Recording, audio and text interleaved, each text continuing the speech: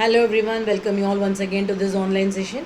In today's session, we are going to have a quick revision of the chapters that you have learned till date, and at the end of the session, I'll be giving you an assignment which is project based, and you will be submitting that after the school reopens. Okay, so the first chapter that you have learned is nutrition in plants.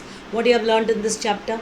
You have learned about nutrition. What is nutrition? It is a process of intake of food and its proper utilization in the body. So nutrition means it is a process of intake of food and its proper utilization in the body. Then nutrients. What are nutrients? The components like carbohydrates, fats, proteins, vitamins, minerals that are present in the food items that we include every day is said to be nutrients. Always it is stressed or emphasized on you kids that you have to go for nutritious food.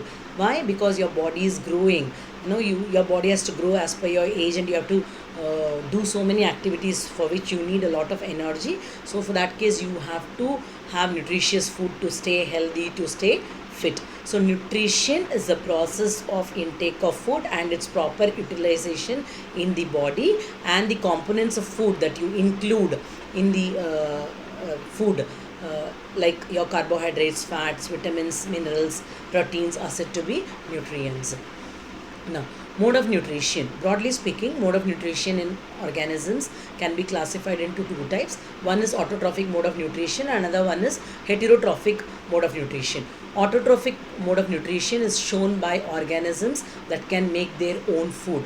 That means by autotrophs, like green plants. So green plants are called autotrophs because they make their own food by the process of photosynthesis. So what is process of photosynthesis? It is preparation of food by the plant by making use of carbon dioxide, water and sunlight in order to produce glucose, right? The green plants are called as autotrophs, and these autotrophs show autotrophic mode of nutrition. Means what? They prepare their own food. Then coming to heterotrophic mode of nutrition. So the organisms that depend on other organisms for their survival show heterotrophic mode of nutrition. For their growth and for their utilization of energy, they depend upon other organisms. So these organisms that depend upon other organisms or for their survival are said to be heterotrophs, and these organisms exhibit heterotrophic mode of nutrition. Example of your heterotrophs, you can say parasites. Parasites, they depend upon other organisms for their survival. Other organisms in the sense they should be living organism, like the as far as you're talking about plants here, no? So Cuscuta plant, you must have learned. So it takes food and it grows on other plant, right?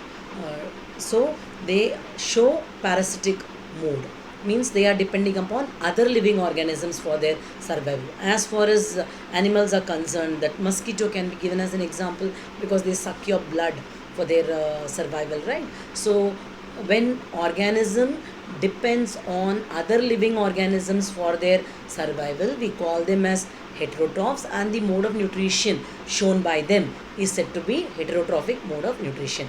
Then another one is your insectivorous plants, like your Venus flytrap, pitcher plant. What do? They eat the insects. When the insects come and sit on these plants, they try to trap them towards themselves, and then they use them for their survival. So they are insectivorous plants. Then comes saprotrophs. Saprotrophs are organisms that depend upon other dead and decayed organic matter for their survival. Example, fungi, a mushroom. These can be given as an example. Fungi, you must have seen the growth that is seen on the thread-like structures, those things which are seen on your stale food items like bread, stale bread, rotten vegetables.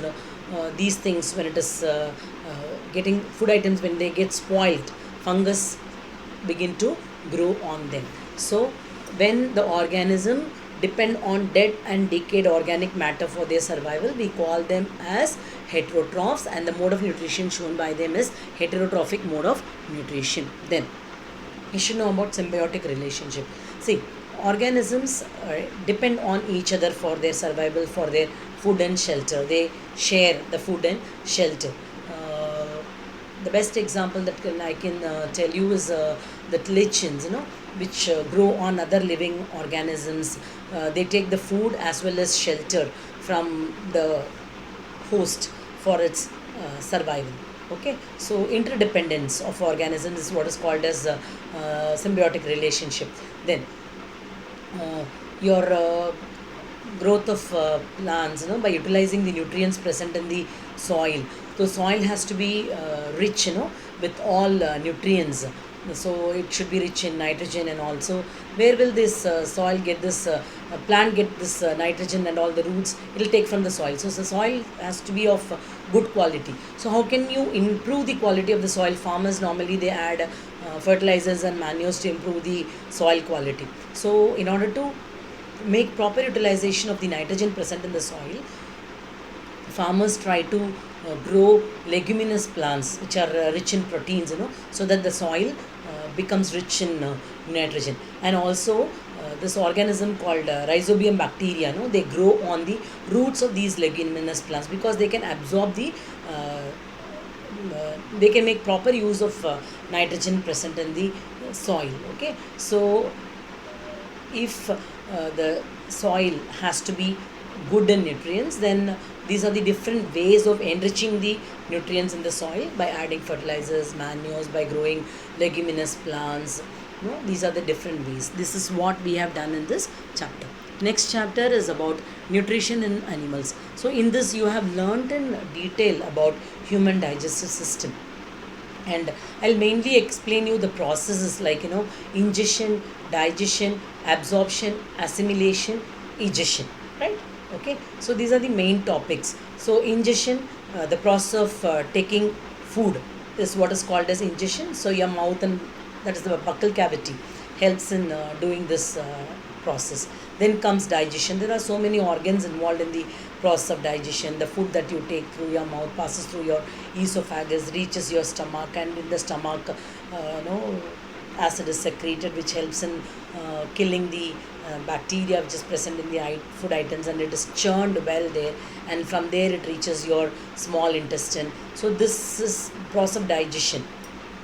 Okay, and then comes absorption, means this is happening in your small intestine. Absorption of nutrients present in the food by the blood. Okay, then comes your assimilation. The absorbed food has to be utilized by the cells of your body to provide energy to you, and to help in various activities. This is what is called as your assimilation. Okay, and then comes your egestion, means excretion of undigested food material. So your large intestine plays a major role in that.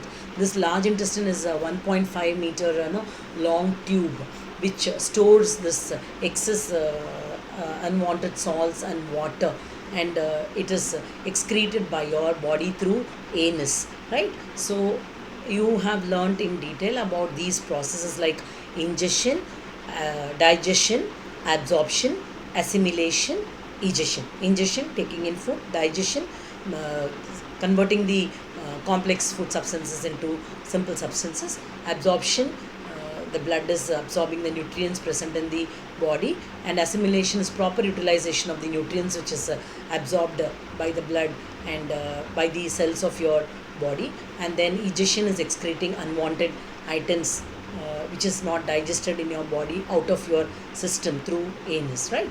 And then you have learnt about the rumination. Grass eating animals like your cows, buffaloes, they are called as ruminants. Why? Because when they feed on grass, they partially digest them, and then they swallow the remaining. When they sit in a relaxed way, they bring back the undigested food back to their mouth, and they keep chewing it well. So this is called as chewing the cud, and this process is what is called as rumination. The animal that does this are said to be ruminants, especially your cows and buffaloes. Then about digestion happening in amoeba. The main thing that helps digestion in amoeba is that pseudopodia, those small pseudopodia, what to say, it's a small finger-like projection seen in amoeba, which helps in its movement and also in taking in the food and digestion of food, right? So this is what you have learnt in this chapter. Next chapter is fiber to fabric. In this you have learnt about animal fibers, your wool and silk, how they are processed, life cycle of silk moth, like from egg, how does it grow into a silk moth, the way the animals that yield wool, how is that skin removed, how is that fiber no wool removed from the body of the animal, how it is converted into a fabric. These things you have done in that chapter. Then the next chapter is heat.